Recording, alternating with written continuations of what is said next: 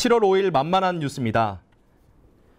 앞으로 장애인 복지카드 6종과 청소년증 재발급을 복지로 홈페이지를 통해 손쉽게 신청할 수 있습니다. 재발급 가능한 카드는 장애인 등록증, 직불과 신용 기능이 포함된 장애인 복지카드, 장애인 통합복지카드 A형과 B형, 청소년증입니다. 그동안 장애인 복지카드 재발급을 위해선 당사자가 직접 읍면동 주민센터를 방문해야 하는 불편함이 있었습니다. 하지만 앞으로는 이러한 불편함이 복지로 홈페이지를 통해 손쉽게 해결됩니다.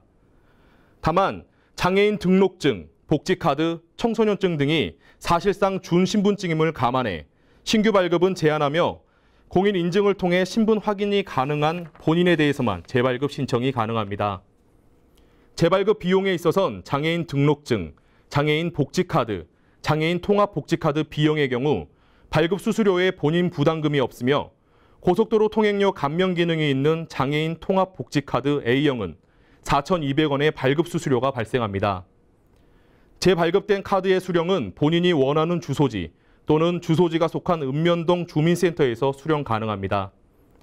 단, 배송료 협약지역 이외 지역의 경우 주소지 읍면동 주민센터를 방문해야 수령할 수 있습니다. 자세한 사항은 복지로 홈페이지를 통해 확인할 수 있습니다.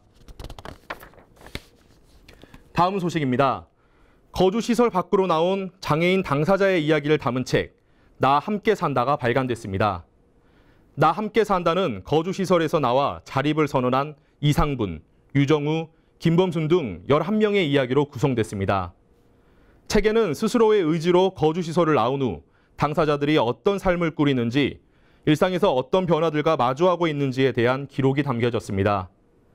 책 기획을 맡은 장애와 인권 발바닥 행동은 당사자들이 1년에 걸친 인터뷰 과정에서 탈시설 뒤 자립생활은 물론 시설의 문제를 비롯한 국가와 사회 제도에 대한 생각을 책 속에 담담하고 유쾌하게 털어놨다고 밝혔습니다. 한국척수장애인협회 장애인식개선교육센터는 지난 2일부터 장애인 바른 명칭 사용 운동 캠페인을 시작했습니다.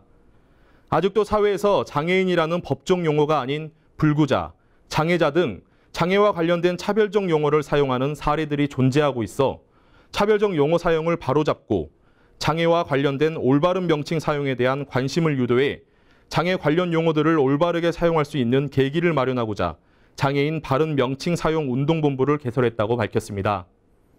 캠페인은 한국장애인식개선교육센터 홈페이지 장애인 바른 명칭 사용 운동본부와 카카오톡을 통한 사진 제보로 이루어집니다. 제보 내용은 공공기관, 마트, 아파트, 주차장, 승강기 등의 책자와 표지판의 잘못된 표기를 대상으로 합니다. 접수된 내용은 확인 뒤 수정과 변경 요청을 기관에게 할 예정이며 사진 제보자에게는 소정의 기프티콘이 제공됩니다. 단, 장애의를 고유명사로 사용하고 있는 특정 단체와 기관의 입간판, 출판물에 대한 제보는 받지 않으며 중복 제보는 심사에서 제외된다는 점을 유의하시기 바랍니다. 자세한 사항은 한국장애인식개선교육센터 홈페이지 공지글과 전화 1544-7575로 문의하면 됩니다. 다음 소식입니다. 한국장애인단체 총연합회와 한국사회복지정책연구원은 지난 3일 장애인의 완전한 사회 참여와 자립생활을 위해 정책연구와 직업창출 업무협약식을 진행했습니다. 이번 협약에는 장애인 정책의 선진화와 혁신적인 발전, 당사자의 감수성을 반영하기 위한 정책 연구와 개발에 대한 노력, 세미나 공동 주최 등을 담고 있습니다.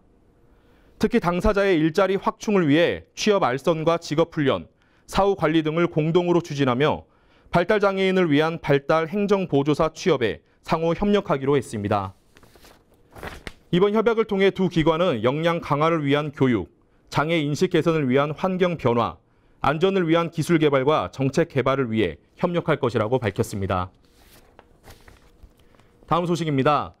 양천 장애인 종합복지관과 양천구 가정어린이집 연합회는 지난달 30일 제1회 우리 하나 걷기 캠페인을 열었습니다. 안양천에서 진행한 우리 하나 걷기 캠페인은 장애와 비장애를 구분하지 않는 행복한 세상을 만들기 위해 마련됐습니다.